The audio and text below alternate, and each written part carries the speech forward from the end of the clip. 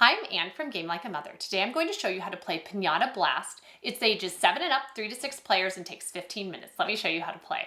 The goal of the game is to collect the most points. You collect points by racing to match cards with the dice that are out here that symbolize different kinds of candy that you might find in a piñata. To start, each player is dealt 7 cards. We have a 3-player game set up here, and whoever most recently hit a piñata gets to start with a piñata stick. And what you do is you take all of the 7 dice and you roll it in the center of the table, and then it's a race. Everybody is looking in their cards and they're placing down a card and taking one of the dice and placing it on top of the card. And then they are claiming that many points. Now, there is something special about the green die that is showing which color of candy is rotten candy that turn. So nobody should collect any of the pink. So if they're moving along really fast and just trying to be speedy here, and they've collected all this candy, and here we'll have this person has a purple. At the end of the round, somebody had to have a blue. Let's see, does anybody else have a blue? If nobody has any of the color, then they just don't collect it. There's no more blue out here, so that's okay. So people collect their candy. This one's worth 4 points. This is just one. And it's not the type of candy. This purple one is worth 1. This purple one is worth 4. So it can vary just depending on what you're dealt. But if you've collected anything that's a rotten candy, it has to be discarded, and you put it face up beside the draw pile. It's put off to the side. So then all the dice go to the side. People have their collection by them, and this piñata stick moves on to the next person. Everybody is given 1 more card, and this person now gets to roll all of the dice. And you do the same thing, just speedy, playing down cards and collecting dice. And you continue until somebody either has no more cards left in their hand at the end of the round, or if this pile runs out, which is more common when you have a higher player count. At that point, you would tally up all of the points, and whoever has the most points is the winner. However, we often play this with younger children, and if there's possible, we have an adult with the younger child, and then the adult plays down the card and the younger child grabs the dice.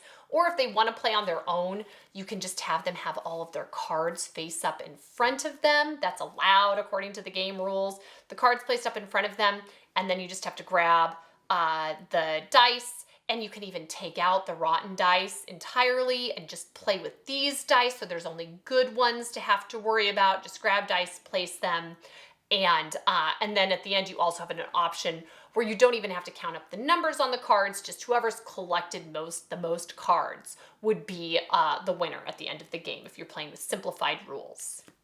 So that's how to play Piñata Blast. The target demographic for this game is, despite the age on the box, I would say more preschoolers and also early elementary students. Before the age of 7 seems to be the prime demographic for this game. I have older kids and they're okay with this, but the 5-year-old is the one who loves this and wants to play it on repeat. The rule complexity is incredibly low, which is very nice. And how competitive is this game? It's medium. It feels more competitive than it actually is as you're racing for the dice. What seems to happen is some colors, people play their cards quickly and grab those colors, and then it's out for them in future rounds, and so you're able to kind of leisurely grab chocolate because the other people grab chocolate on other rounds. So it's actually a more laid back speed game in some respects because of things like that. The replay value is medium. This is not my older kids' favorite speed game.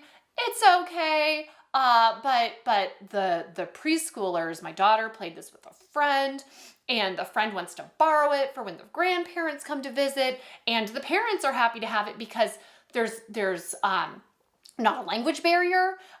It's incredibly easy to teach and play. It's easy as a parent to just be really slow when playing this if you want to make sure the preschooler is going to win.